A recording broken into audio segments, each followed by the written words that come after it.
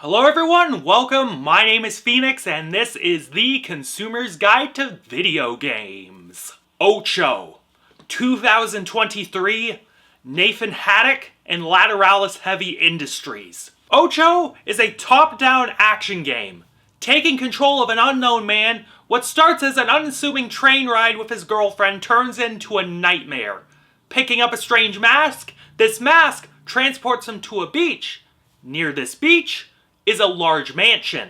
Upon entering the mansion, our nameless protagonist is assaulted by the inhabitants, and every time he dies, he is transported back to the beach, alive and well. Trapped in an endless cycle, our protagonist must carve a bloody path through this mansion and get home no matter the cost. I saw a YouTube video by one Racevic about this game and was instantly sold on it. Having completed this beast of a game, my own opinion is one of nothing but praise. Just a super cool, balls-to-the-wall action game. Obviously, if you've played Hotline Miami, OTXO will seem familiar to you. The combat in this game functions in a similar fashion to that. However, there are key differences in the presentation that make OTXO a unique experience. Firstly, this game is a roguelike action game. In effect, it mechanically functions like a Hades or Returnal or The Binding of Isaac. You have to beat the game in one run, and if you die, it's back to the beginning. By combining the fast-paced, violent combat of Hotline Miami with the RNG-based stack building of a Hades, you get one of the most exhilarating experiences possible. Using the right weapons and picking out the right upgrades is the key to success in this game. When I beat the game, I had a health and bullet time focused stack. I healed by causing damage to enemies while staying in bullet time for as long as possible. Plus, I had two helpers, one permanent upon purchase and one intermittent during bullet time. Along with various upgrades to weaponry, I was pretty much unstoppable during boss battles. The second way OTXO differentiates itself from Hotline Miami is in those subtle mechanical differences.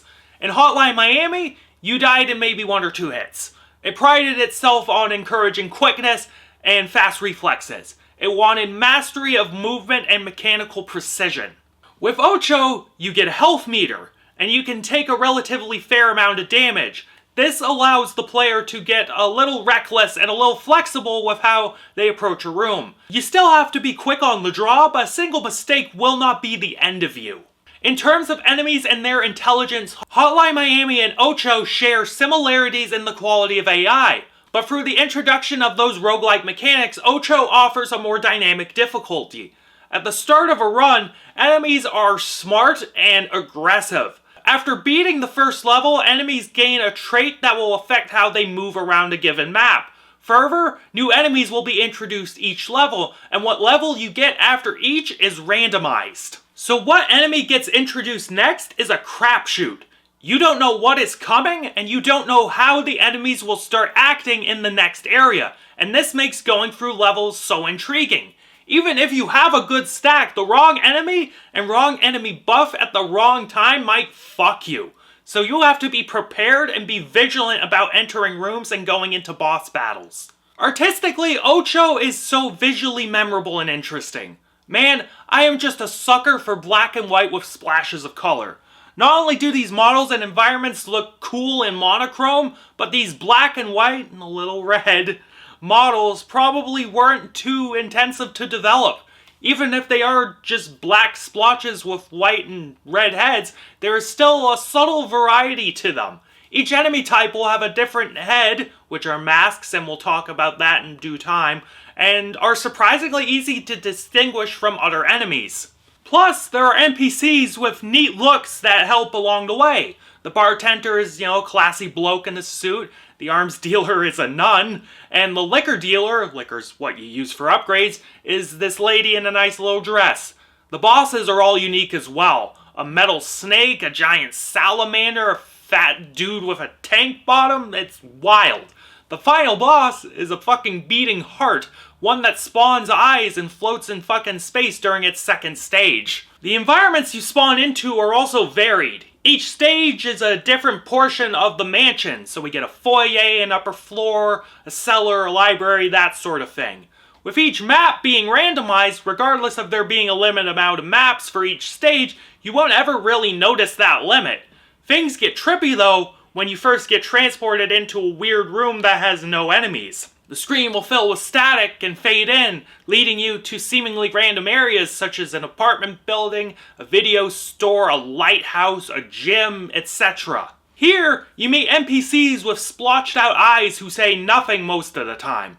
All of these NPCs look unsettling, but one of these NPCs, the guy on the toilet, just fucking freaks me out for some reason. And it didn't help that he randomly had a line of dialogue once. He just said, heh, like out of nowhere. It was fucking terrifying, and it didn't happen to me again after that one time. We'll get into what these characters and this world is in terms of writing and themes in a bit, but as a visual aesthetic, it rips.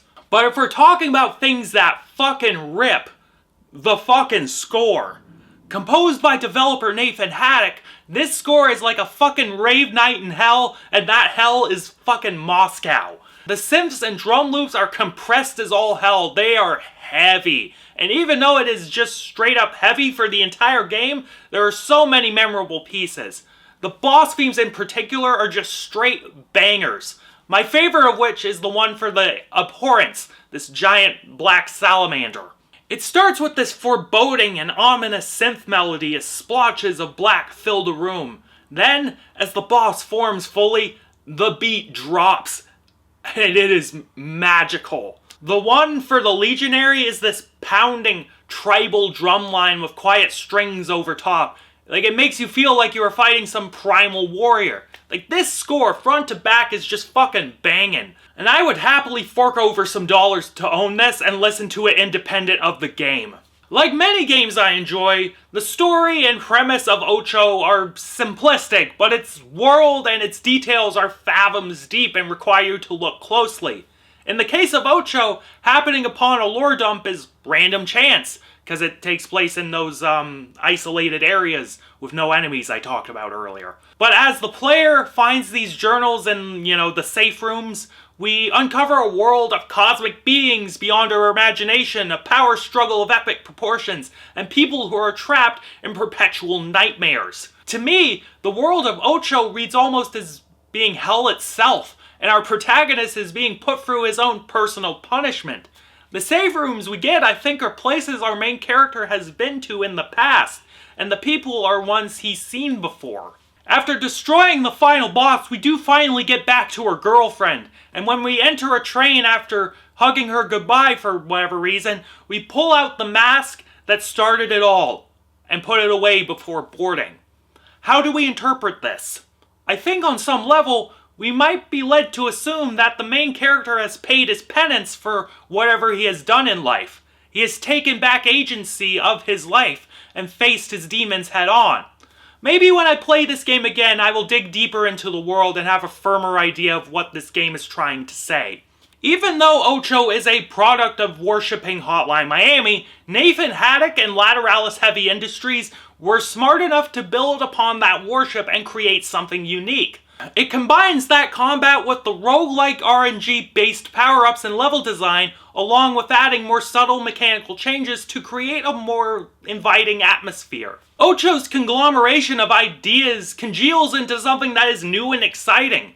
Add to that, it is stylish as all hell, with a cool aesthetic, banging music, and a story that is deceptively interesting. One of my favorite games of 2023, and potentially my favorite game of that year. If you like top-down shooters, this game is a must-own.